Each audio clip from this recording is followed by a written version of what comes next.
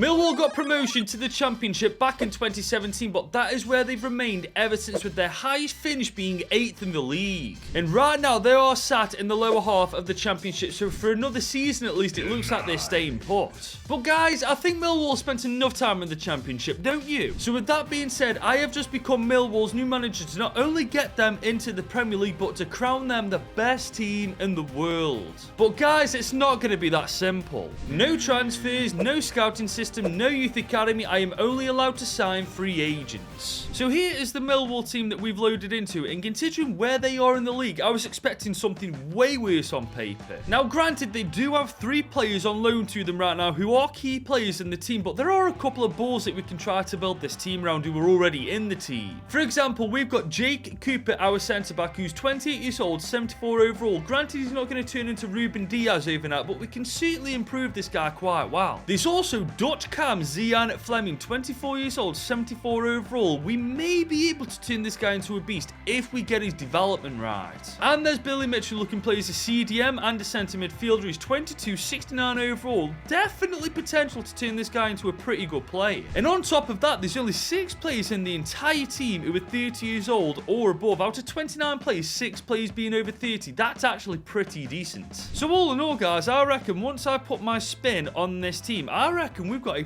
pretty solid squad in our hands. Now, to start putting my spin on things, I'm using the 4-1-2-1-2 narrow formation. This just makes sense considering we've only got 1 winger in the entire team pretty much. And we are going to use the gegenpressing tactical vision. Considering it's a pretty young team, I reckon these boys have got the legs for it. And I reckon in the Championship, they will absolutely pepper teams using this tactical vision. And after proper meddling with the team, this is the starting 11 that I am happy with going into season 1, at least before we make any free agent transfers, that is. Now, usually I'm only allowed to sign free agents as high rated as our highest rated player, but for this time, we're going to scrap that rule entirely. Instead, this time, I'm allowed a maximum of 3 signings per season from now until the very end of this video. So whilst we can bring in whoever we want, we are very limited in the long run, so this is going to be pretty tricky. As for specific positions I'm looking to improve, I'm really not. The way I see it, guys, I'm looking at high rated free agents, and if they're good, I'm bringing them into the team. But straight away, I found a very good keeper, Luis Malagon from Mexico. He's 26, 75 overall. I mean, he's definitely better than the keepers we've got right now, so this one is a no-brainer. And we're bringing another Mexican into the team, Marcel Ruiz. He's 22, 75 overall. He looks very good, but I've actually never seen this guy on the free agents list, so I'm very curious to see how well this guy grows. And finally, I'm going for New Zealand international, Marco Stemenic. He's 21, 71 overall. We've previously turned this guy into an absolute monster by the end of the video, and I'm hoping to do that exact same thing once again. And guys, for absolutely nothing, we've signed these free agents all on 4-year contracts, and that's our transfer window done for season 1. And those are our 3 transfers used up for this season, so let's see if these guys will make a difference and actually push Millwall from 16th in the league to the top 10 at least. And guys, they didn't just push them to the top 10, we are 2nd in the Championship in our first season in charge of Millwall. We've got them into the Premier League for the first time in their club history, if I'm not mistaken. This is genuinely unreal. We beat Leicester and Southampton to automatic promotion. Do you know how mad that is? Our team must be cracked. Now, West Brom did knock us out in round 3 of the FA Cup, but honestly, I couldn't care less at this point. But we did, however, make it to round 4 of the Carabao Cup. That's not bad at all for a Championship squad. And just look at the improvement in this team, guys. It's like a completely different starting 11 I'm looking at. And the stats, guys, are just as good. Nisbet with 27-7, 22-6 for Bradshaw, and 12-7 for Zian Fleming. I mean, what a season overall. We haven't done this in a long time. First time promotion, only signing free agents. I'm absolutely buzzing with that. But now that we are in the Premier League next season, we need to sort this defence out, man. A better centre-back than Wally's, a better left-back than Brian. We need to get very lucky with these free agents that we bring in. Otherwise, we can get sent straight back down to the Championship. But before we get to season 2, guys, if you're enjoying this free agent video so far, leave it a big old thumbs up and smash that subscribe button. We are literally this close to hitting 50,000 subscribers. Now, I said I needed a centre-back, and I found one. Sebastian Cortez. Now, granted, he's 33 years old, but he's 81 overall. And even if he goes down by 3 overall this season, he'll still be one of the best defenders we've got. And there he is in the Millwall kit for the grand total of absolutely nothing. But there's still 2 more transfers we've got to make, so let's go back into that free agents list. And look who I found. Centre midfielder Papa Gay. He's 25, 78 overall. He'll definitely do for the time being. And look who else I found. Former West Ham defender Vladimir Kufal is 31, 78 overall. We just need to convert into a left back, and this guy's good to go. And just like that, guys, we've used all 3 of our transfers for season 2 with Millwall, and now the team looks like this heading into its first season in the Premier League. And I've got to say, guys, I actually kind of like the looks of it. Obviously, our 2 strikers could be better, but last season they both bagged a lot of goals, so if they can do that again this season, I can't really complain, can I? But this time we're in the Premier League, not the Championship. We're playing against the likes of United, Man City, and Liverpool, so it's going to be very interesting to see how Millwall cope with the toughest teams in England. And I'd say they cope quite well. We are 15th, a solid 11 points above the drop zone for a newly promoted team. That's a pretty damn good start. Don't get me wrong though, it is not going to be easy getting Millwall from 15th into the top half of the table, but we got to take it one step at a time. The first step being surviving the Prem, and that's exactly what we've done. But this time we did make it to the FA Cup final, losing to Fulham 7-6 on penalties. That is pretty unlucky, to be fair, but I've seen the winner of this competition and you ain't going to believe who it is. Sheffield United won the FA Cup, beating Chelsea 3-2 to do it, and honestly that is kind of realistic considering how poor Chelsea are in real life, and I'm a Chelsea fan, I'm allowed to say that. As for the Carabao Cup, Everton knocked us out on penalties once again in round 2. Domestically, we haven't had much luck, have we? But looking at this team, I'm not going to lie to you guys, I feel like next season with those 3 signings, if we're lucky, we can definitely get from 15th to maybe even 11th or 10th. And this time, Bradshaw was our top goal scorer, bagging 16 goals in 41 games. The stats have definitely decreased in quality from last year, but it's the Premier League this time. It's to be expected. But if we're to go from 15th to the top 10, we definitely need a better centre-back than Cooper. I mean, he's gone from one of the best players into the team to one of the worst right now. And we need a better striker than Bradshaw. I mean, granted, he's our top goal scorer this year, but he's 32 years old. He's definitely going to be like 70 or 69 rated come the end of season 3. As for that 3rd transfer, I'll be honest, I'm not really too sure. I'm going to have to see what the free agents list looks like and then make my decision from there, but we definitely need a better centre-back and a striker. And guys, we're starting the new season with a bang. Casemiro is a free agent somehow. He's 33 years old, 87 overall. I don't know what United are playing at, but I don't care. Their loss is my gain. And there he is, guys, in that Millwall kit. I bet that's the sight you Millwall fans thought you'd never see. But I'm not keeping him as a CDM. I'm converting him to a centre-back instead. I mean, look at his stats, for goodness sake. He's definitely more of a centre-back than he is a CDM. But moving on from that for a second, I found Romanian striker Louis Montino in the free agent list. He's only 23, 74 overall. Granted, this may be a gamble, but we need a striker, and he's already better than the second striker we've already got. And I'm spending my 3rd transfer on Eric Dyer. He's 31 years old. He's 77 overall. Granted, at his age, he might be a little bit washed, but he's definitely going to improve our defense a bit. And just like that, guys, we've used up our 3 signings this season, which means our transfer window is done. And so is Casemiro's training to become a centre-back. If I'm right, he goes up in overall, and I'm right. He's 88 overall now. I mean, he's definitely going to go down in overall, but an 88 overall centre-back is definitely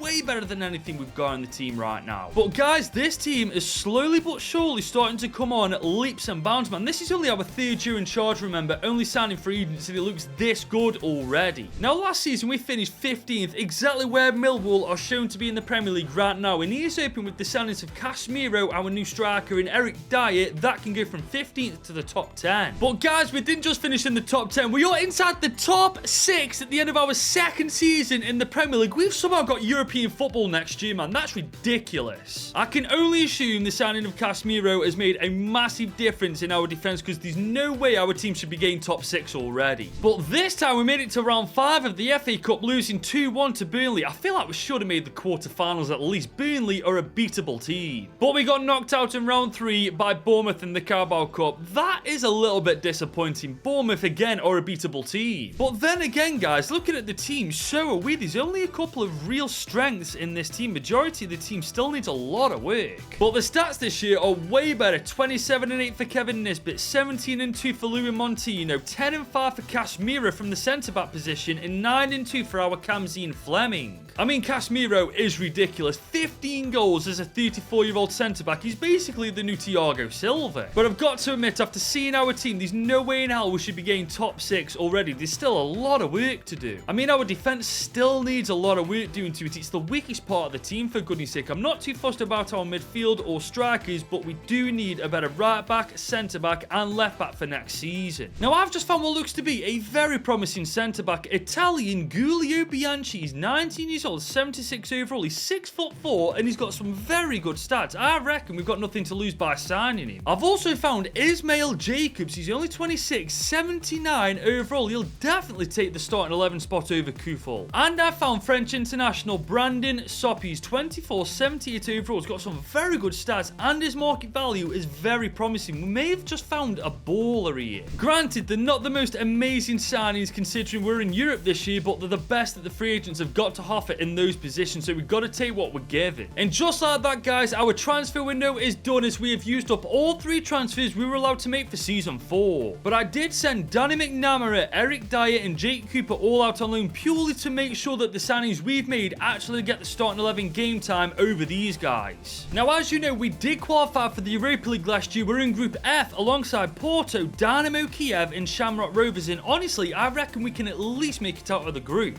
especially when the team looks this good going into the season end. Now, Bianchi isn't exactly amazing right now, but we've got to give this guy time. I reckon he's got a lot of potential. But all I really care about is how we do in the Premier League, and so far we are doing pretty well. 3 wins from 3. Let's just hope we can keep this up until the very end of the season. And that's somehow exactly what we've been able to do. We are second in the Premier League at the end of Season 4, and scratch the Europa League, guys. We're playing Champions League football next year. I genuinely don't know how we're doing this, guys. We are on absolute fire with Millwall right now. We also made it to round 5 of the FA Cup before falling short to Leeds United. But Brentford destroyed us in round 3 of the Carabao Cup. Jesus, that was quite humbling, wasn't it? As for the Europa League, we quite frankly cruised to the round of 16 after destroying and dominating Group F, only to fall short to RC Lens 4-3. I really thought we'd have done a little bit better against them especially. Now, I've got to be honest, this team is really starting to come on leaps and bounds now. There's a couple of positions we do need to sort out next year, and hopefully we will be able to. But the stats are just as impressive as last season. 25-8 for Nisbet, 22-2 for Montino, and 10-10 for Marcel Ruiz from that centre mid role. I genuinely can't get over how well we're doing. We've got a very good team, don't get me wrong, but we should not be doing as well as we are right now. But next year we are in the Champions League, so we've got to get incredibly lucky in that free agents list. Now, I'm still in the mindset of if I find a high-rated free agent, I'm bringing them into the team regardless, but I do want a better left wing back than Jacobs and a better central attacker midfielder than Fleming. I'm not saying improving those positions specifically will win us the Champions League, but when AC Milan are beating PSG to win the Champions League, you know that we're up against it. But guys, I feel like I just found a game changer. 18-year-old, 82 rated Theo Besnard. Now, granted, he's a centre forward. We can try to convert into a cam. I reckon that will work. If it doesn't, we'll just mess around with the formation. Regardless, he's too good not to sign. And there he is in the Millwall kit. And the best part is, he's an exciting prospect. We got so damn lucky with this guy. The bad news is it'll take him 21 weeks to become a central attacker midfielder. We'll put him in that cam role anyway, but I'm hoping that once the season begins, we'll go from 21 to about 3 weeks just like that. And with Besnard in that starting 11, our midfield up looks actually ridiculous now, and we've got 2 more signings, remember, so let's go see what we can find in that free agents list. Now, I found a half-decent looking left-back, Humberto Blanco. He's 20 years old, 78 overall, got some very good stats as well. I reckon this is worth the gamble. But we've got lucky once again. Mario Hermoso is a free agent, guys. He's 32 years old, granted, but he's 83 overall. I reckon we'll get at least 1 good season out of him. And with those 2 signings, we've officially used up our 3 transfers we're allowed for this season, which means our transfer window is done. But I did send Bianchi and also Ismail Jacobs both out on loan. Ismail Jacobs is sent out because the new player I brought in for his role, I want him to get starting 11 game time over him. As for Bianchi, I really want this guy to turn into a monster, and whilst Hermoso's at the club, he won't get the game time he needs to improve, so hopefully at Everton that will be the case. But unfortunately, Besnard still isn't an attacking midfielder, even after simulating a couple of weeks into the season. We're going to have to just keep our eye on when this training plan ends and then convert him. But I've got to be honest with you lot, with the team looking this good in our first season in the Champions League, I don't feel like we're going to be a pushover. I actually feel like we're going to be a dark horse in this competition. But we are in a a pretty difficult group. PSG, Fenerbahce, and Standard Liège in Group D. That is not exactly an easy group to get out of. But you've got to remember, this is our first time in the Champions League with Millwall. We've got absolutely nothing to lose and everything to gain, so I reckon we'll actually do pretty damn well. But in the Premier League, we were so close to winning the title. City beat us by 1 goal difference. That's it. 1 goal difference was all that separated us. They got the same wins, draws, and losses as us. All that separated us was 1 goal difference. That is gut-wrenching, man. But we've won Millwall's first trophy in God knows how long, beating Arsenal to win the Community Shield. And we did make the FA Cup final, but Palace beat us on penalties. Have we won a single penalty shootout in this video so far? But in the Carabao Cup, we got knocked out in round 3 by Harrogate Town. Once again on penalties. Oh my god, we are terrible at penalties, aren't we? As for the Champions League, we did just about make it through to the round of 16. PSG topped the group whilst we finished second just about. But we absolutely annihilated Leverkusen 5-1 in the round of 16. Bloody hell, have that Leverkusen. And we absolutely smoked Juve in the quarters as well. We could be playing PSG, Real Madrid, AC Milan. Oh, I'd love to play against AC Milan. I reckon we could do that. But apparently not. They just about knock us out 4-3 on aggregate. And it's once again AC Milan and PSG in the Champions League final. And I've got to be honest, I know why we've done so well. This team is genuinely ridiculous at this point. It's absolutely ridiculous. And just look at the stats, man. 5 of our players getting over 15 goal contributions. That's actually tremendous. But I'm in a pickle, guys. Bianchi's loan move has made him go to 84 rated this season. It looks like Everton definitely gave him the game time he needed. And that means next season we're going to have to make a decision on what to do with this team, because we've somehow got to fit Bianchi into it, man. He's way too good to be a bench warmer. But before we sort that out, I'm actually bringing some depth into the team, starting with goalkeeper Noah Atubolu. He's 26, 81 rated. He'll definitely be a decent second choice goalkeeper. I've also found Skelly Alviro from France. He's 26, 78 overall. We haven't exactly got a decent backup DM, but guess what, guys? Once we sign him, we definitely will. But Joe Gomez is the player I'm most happy about signing. He's 31, 83 overall. He can definitely do a job, and with Casemiro being closer and closer to retirement, he will definitely come in clutch for the next couple of seasons. And guys, without spending a single penny on these players, they now all play for Millwall. Now let's go to the team and show you how I've been able to fit everybody into the team, and believe me, guys, I've had to swallow my pride doing this. I have changed the formation to the 4-1-2-1-1. That is basically to make sure that all of our best centre-backs are in the starting 11. Now, obviously, when Casemiro goes down and overall, we've got Joe Gomez on the subs bench to take his spot. But obviously, this formation is a one-striker formation, which does suck for both Montimo and Nisbet, but Nisbet is the striker I've gone for because he's a Millwall OG. It just feels right. Now, we are once again in the Champions League in Group C alongside Atletico Madrid, RB Salzburg, and AEK Athens, and in comparison to last season, this is a relatively easy group. And if you guys remember, last season we just fell short to AC Milan in the semis, but now that the team has massively improved since then, who knows what we can do this time. Well, it took us 6 seasons, but we finally did it. We've won the Premier League title in the exact same way Man City beat us to it by 1 goddamn goal difference. Oh, that is just poetry. And we've also beaten them to win the FA Cup, so in Season 6 we've got the double already. But City knocked us out in round 3 of the Carabao Cup. Oh, what a surprise, on bloody penalties as well. As for the Champions League, look at the group stage. We top it undefeated. RB Salzburg go through with us. Atletico go to the Europa League, and AEK Athens crash out entirely. If I was a betting man, that is definitely not how I'd have bet that group to go down. But we've once again smashed Leverkusen 4-1 in the round of 16. Oh my god, they've got to hate me at this point. And we've also smashed PSG in the quarters. We could be playing Madrid, Milan, but oh, please be Milan. Please be Milan. It was Milan, and we've absolutely smashed them 5-2 on aggregate. Boys, we are playing Real Madrid in the final. We've finally done it. And for once, it isn't bloody PSG, Inter Milan. It's actually a Spanish team that we've not played in quite a while, Real Madrid. And Jesus, look at the stats, guys. 28-6 for Nisbet, 22-14 for Besnard, 14-13 for Ruiz, 11-9 for Gay, 10-10 for Stamenic, and 10-2 for Montino. I mean, what can I say to that, man? What can I say? It looks like changing to the 5-1-2-1-1 formation with the Gegenpress was genuinely the way forward, man. What a season this team has had, and look how bloody good it is as well. Now, there's 2 things I'm really happy about. The first one being we've taken OG Millwall player Nisbet to the Champions League final. Even if we don't beat Real Madrid, we can safely say we've done that. And the other thing I'm proud proud about. We've got way more real players in the team than we got regens. We've got 3 regens in the entire starting 11. I don't care, guys. That is something I'm so happy about. And up to this point, we have won a decent amount of trophies with Millwall. We've won the FA Community Shield, we've won the FA Cup, and most recently, the Premier League title. But now we have the chance to make history with Millwall and winning them their first ever European competition. All we have to do is beat the juggernaut of this competition to do it in Real Madrid. Here we go, Stemenic is on the ball. We're going to try and find Nisbet. He's not really where I want him to be, but I do see that run in the middle. Oh, can we get to it? Oh my god,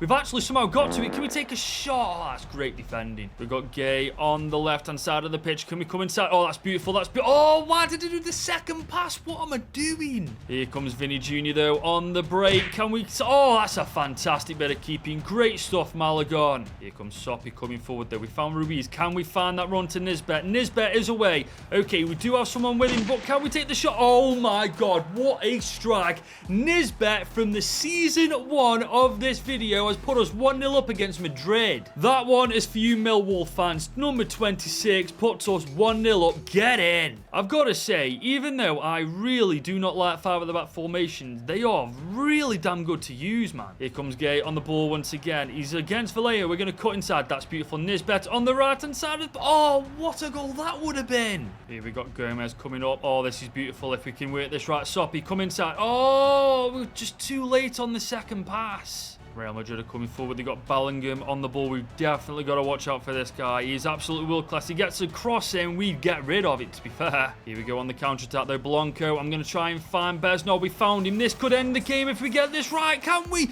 And we do. 82 minutes in, Besnard gets us the second goal. Real Madrid are basically done now. I'll be real, Real Madrid have battered us in the second half, but we were by a mile the most clinical, as you can see from the score sheet. So guys, they have just had a penalty given to them in the 88th minute, and I have no idea why, because I'm pretty sure I got the ball. Let's have a look here. Okay, I'll hold my hand up. That is a pretty bad tackle. Vinny Jr. to take. We're going to go top left. Oh my god. What a save. Real Madrid, I tell you what, this keeper wants a clean sheet. Courtois is up for the corner as well. We could get a third if we get this right, guys. And it may actually happen. Oh my god, we just need to get rid of Peter. And Nisbet could get his third. Can we get a shot off from this? Oh, Peter, man, really? You're already losing 2-0. Let me get the third, you selfish git. But they weren't letting me get the third. It doesn't matter, though. Millwall have just beaten Real Madrid 2-0 in the Champions League finals. Not only made them the best team in England, but they have just crowned themselves the best team in the world. And we did this without spending a single penny on this team. I'm pretty proud of this as well. It only took us 6 seasons, too. And that is the end of this video. Don't worry, though. I've got you guys sorted. Just click right here to watch another one.